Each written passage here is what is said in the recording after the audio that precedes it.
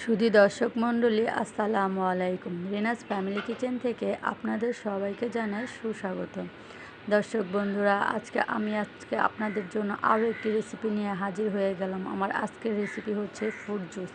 এই প্রচণ্ড গরমে বেশি বেশি করে আপনারা জুস বানিয়ে খাবেন। ঘরে যেরকম ফলই থাকুক না কেন, আমার ঘরে এগুলো ছিল, তাই আমি এগুলো দিয়ে সুন্দর করে একটি ফ্রুট জুস বানিয়ে নিলাম। আর এই ফ্রুট জুস রেসিপিটা আপনাদের যদি ভালো লাগে তাহলে আমার চ্যানেলের পাশেই থাকবেন।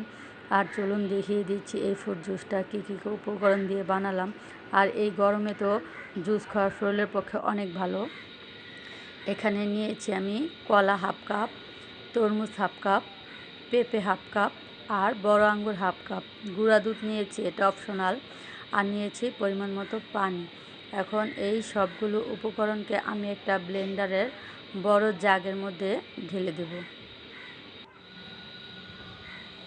আমি একটা ব্লেন্ডারের জগ নিয়ে নিয়েছি। এখন এর মধ্যে আমি সবগুলো ফল একত্রে ঢেলে দিচ্ছি।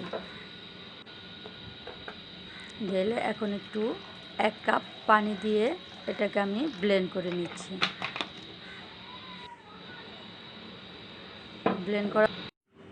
ব্লেন্ড করা হয়ে গেছে। এখন এর মধ্যে দিয়ে দিচ্ছি আমি চিনিগুলো। এখানে চিনি নিয়েছি আমি 1/4 কাপ। আপনারা আপনাদের স্বাদ অনুযায়ী নেবেন।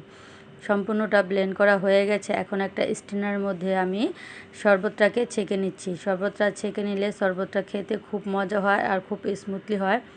এর মধ্যে যা ছোবা ছিল এখন সবগুলোকে আমি সুন্দর করে চেলে পরিষ্কার করে নেব। আর এই গরমে প্রচুর পরিমাণ শরবত খাবেন। শরবত খেলে শরীর মন দুটাই ঠান্ডা থাকবে। এই যে অতিরিক্ত যেগুলো ছিল আমি এখন এগুলোকে ফেলে দেব। এখন এর মধ্যে দিয়ে দিচ্ছি 2 টেবিল চামচ গুঁড়া দুধ। এই গুঁড়া দুধটা একেবারেই অপশনাল, আপনারা না চাইলে স্কিপও করতে পারেন, কিন্তু দুধটা দিলে এই জুসটার স্বাদটা আরও দ্বিগুণ বেড়ে যায়। ঘনত্বটা দেখিয়ে দিচ্ছি।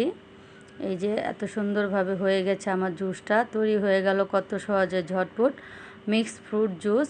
এভাবে তৈরি করে বাসায় খাবেন। আর পদ্ধতিটা ভালো লাগলে আমার চ্যানেলের পাশেই থাকবেন নিত্য নতুন রেসিপি পাওয়ার জন্য। ভিডিওটি সম্পূর্ণ দেখার জন্য সবাইকে ধন্যবাদ। আল্লাহ হাফেজ।